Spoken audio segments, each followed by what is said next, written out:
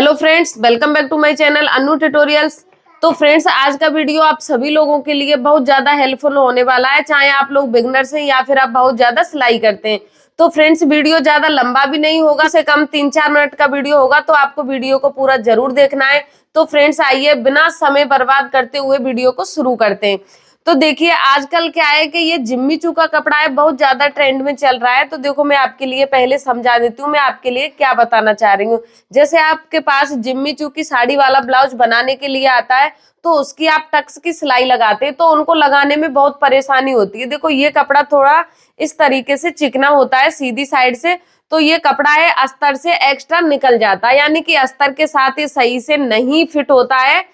तो देखो, एक ये कपड़ा है और एक ये कपड़ा है। मेरा कहने का मतलब ये कपड़ा आजकल बहुत ही ज्यादा ट्रेंड में है, यानी कि कैसी भी साड़ी हो इसी कपड़े में आजकल चल रही है और इसी तरीके के आपको ब्लाउज सिलने होते हैं। तो फ्रेंड्स, जैसे आपके पास ऑर्गेन्जा की साड़ी वाला ब्लाउज सिलने के लिए आता है, तो फ्रेंड्स वो इतना चिकना नहीं होता है जितना ये है। उसमें आप सही से टक्स की सिलाई लगा सकते हैं, बट इसमें थोड़ा टक्स की सिलाई लगाना थोड़ा टफ है। तो देखो, आपको एकदम सरल तरीके से कैसे लगानी है जिससे आपका ब्लाउज एक ही बार में परफेक्ट बनकर कंप्लीट हो जाए। तो देखो, ये कपड़े में साइड में रख के आपके लिए सिखा देती हूँ अब मशीन पर। तो फ्रेंड्स, आपको समझाने के लिए देखो, मैंने ये ब्लाउज के फ्रंट पार्ट को रेडी कर लिया, यानी कि देखो इसके चारों तरफ मैंने कच्ची सिलाई लगा दी है।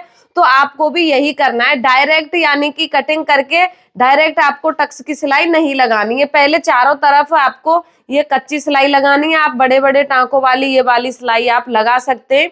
और देखो, और आपको कपड़े पर इस तरीके से प्रेस करनी है, यानी कि आप इन दोनों पार्टों को बनाने के बाद भी प्रेस कर सकते हैं और आप कटिंग करने से पहले भी प्रेस कर सकते हैं। तो फ्रेंड्स, ये आपके ऊपर डिपेंड करता है कि आपको यानी कि कटिंग करने में आसानी हो, तो आप उस तरीके से प्रेस कर सकते हैं। तो देखो, मैंने इसे पहले रेडी करके बाद में इस पर प्रेस कर लिया है, जिससे क्या है फ्रेंड्स, ये कपड़ा है देखो अस्तर के साथ बहुत अच्छी तरीके से ये फिट हो गया है। और देखो, फिर भी नहीं होता है तो आपको क्या करना है, देखो आप इस तरीके से, मैं आपके लिए उल्टा करके इसे दिखा देती हूँ। देखो, इस पर टक्स की जो निशान है जो चौक से मैंने लगा रखे, फिर भी आपको नहीं दिख रहे हैं, तो मैं दूसरी कलर के चौक से आपको लगाकर दिखा देती हूँ। तो फ्रेंड्स, ये देखिए, अब आपको ये टक्स के जो निशान है आपको क्लियर दिखाई दे रहे होंगे कि आपको टक्स का निशान है वो किस तरीके से लगाना है, वो तो आपको आता ही होगा। अगर आप ये टक्स का निशान सही से नहीं लगा पाते तो आप मुझे कमेंट बॉक्स में बता सकते हैं, मैं आपके लिए एक टक्स का निशान लगाने का वीडियो भी अपलोड कर दूंगी।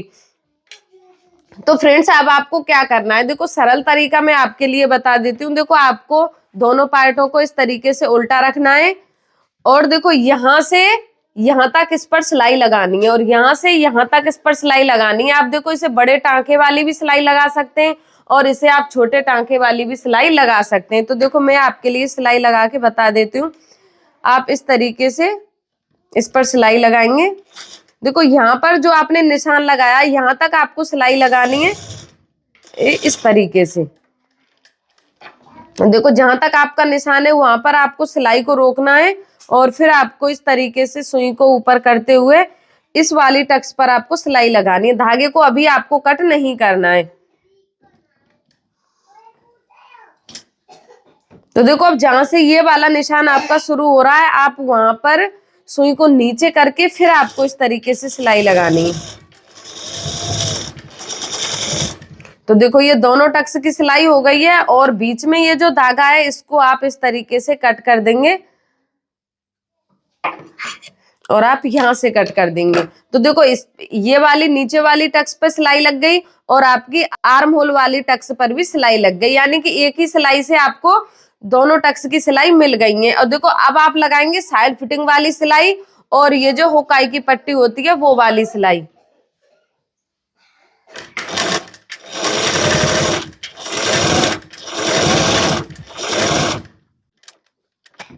तो देखो, आप उसी पैटर्न से लगाएंगे जैसे आपने ये वाली सिलाई लगाई है, सेम वैसे ही आपको ये वाली सिलाई लगानी है।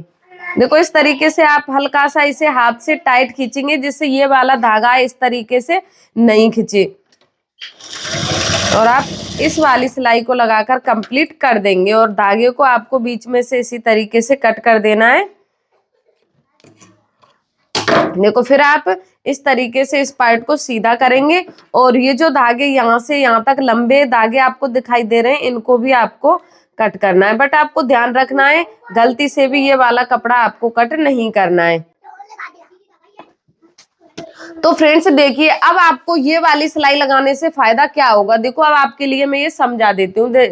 इस पर तो मैंने ये सिलाई लगा दी है और इस वाले पार्ट पर मैंने सिलाई नहीं लगाई है। तो देखो एक टक्स पर सिलाई मैं आपको लगा के इस वाले पार्ट पर दिखाती हूँ। तो देखो आप इस तरीके से कपड़े को ऐसे आप पकड़ेंगे और जैसे आप टक्स की सिलाई लगाएंगे तो देखो ये वाला कपड़ा है ये इस तरीके से रह जाता है, यानी कि सिर्फ और सिर्फ अस्तर पर सिलाई लग जाती है और ये वाला कपड़ा इस तरीके से रह जाता है, तो वो बहुत गंदा दिखता है। देखो आप कितनी भी कोशिश करेंगे पतले कपड़े पर, आपके साथ बार बार में यही होगा, ये वाला कपड़ा आपका रह जाएगा और इस वाले कपड़े पर सिलाई लग जाएगी। नहीं तो देखो फिर ऐसा हो जाएगा। मैं अभी लगा के आपके लिए दिखाती हूँ।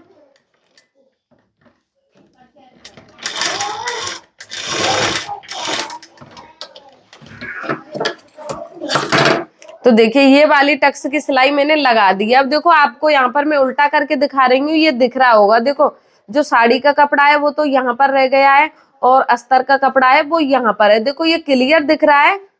तो इसी तरीके से अगर आप टक्स लगाएंगे तो इसी तरीके से आपको ये वाली गलती नहीं करनी है। तो देखो आप सीधी साइड से देखेंगे तो ये भी बिल्कुल अच्छा नहीं लगेगा, यानी कि ये जो मेन कपड़ा है आपका साड़ी का वो इस तरीके से उठा हुआ दिखाई देगा, बिल्कुल भी अच्छा नहीं लगेगा। तो देखो आपको यही पैटर्न करना है। आप जो भी पतले कपड़े का ब्लाउज बना रहे हैं, आपका कपड़ा जिम्मी चू का या फिर ऑर्गेन्जा का या फिर कोई भी पतला कपड़ा है, तो आपको पहले उस पर इस तरीके से सिलाई लगानी है। सिलाई लगाने के बाद आपको टक्स की सिलाई लगानी है। देखो अब मैं इस पर आपको टक्स की सिलाई लगा के बता देती हूँ कितनी फिनिशिंग के साथ। इस तरीके से अगर आप सिलाई लगा के टक्स की सिलाई लगाएंगे तो बहुत फिनिशिंग के साथ आपका पार्ट है वो रेडी हो जाएगा।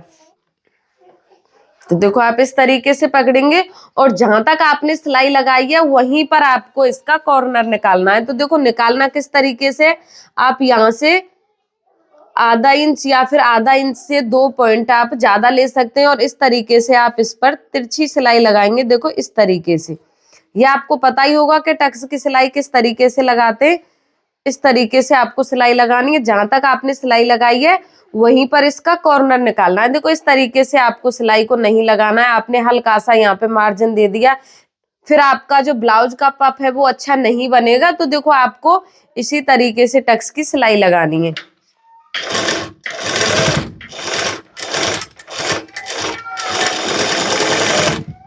तो देखिए अब जैसे कभी कभी क्या होता है, देखो आप लोग यहाँ से धागे को कट कर देते हैं, बट ये तरीका सबसे गलत है। यहाँ से आप धागे को कट करेंगे तो ये कट करने के तुरंत बाद ही आपकी टक्स की सिलाई है वो यहाँ तक निकल जाएगी, तो इससे आपका ब्लाउज है वो बहुत गंदा दिखेगा। तो देखो आपको यहाँ से ऐसे कट करना है। इससे क्या है, देखो आपका ब्लाउज चाहे फट जाएगा, कितना भी पुराना हो जाएगा, लेकिन ये वाली जो सिलाई है आपकी टक्स की सिलाई है वो नहीं निकलेगी, ये मैं 100% कह सकती हूँ। और देखो अब इसे सीधा करके मैं आपके लिए दिखाती हूँ। तो देखिए ये इसका कॉर्नर है और यहाँ से दोनों कपड़े आपस में बिल्कुल सेट हो गए हैं। देखिए ये अस्तर का कपड़ा भी और ये जो साड़ी का मेन कपड़ा है वो भी आपस में चिपक गए हैं बिल्कुल सही तरीके से। और इसी तरीके से ये हम चारों टक्स लगाकर रेडी कर देंगे। तो फ्रेंड्स आप खुद ही देख लीजिए कि दोनों पार्टों में से आपको कौन से पार्ट की सिलाई है वो फिनिशिंग के साथ दिख रही है। तो देखो ये वाला पार्ट हमने सिलाई लगा के कंप्लीट किया है और ये वाला पार्ट है वो बगैर सिलाई लगा के कंप्लीट किया है। तो देखो इसका जो कपड़ा है वो अपने आप ही ऊपर दिख रहा है और इसका कपड़ा है वो आपस में सेट हो गया है। तो फ्रेंड्स आपको इसी तरीके से अपने टक्स की सिलाई को लगाकर कंप्लीट करना है। अब मैं इसके चारों टक्स की सिलाई लगा देती हूँ और इस वाले पार्ट पे भी इसी पैटर्न से सिलाई लगाऊंगी। तो फ्रेंड्स आप वीडियो को लाइक करें और ज्यादा से ज्यादा शेयर करें, जिससे सभी लोगों के लिए हेल्प मिल सके और वो अपना ब्लाउज अच्छी तरीके से बनाकर कंप्लीट कर सके। तो फ्रेंड्स मिलते हैं नेक्स्ट वीडियो में, तब तक के लिए बाय बाय।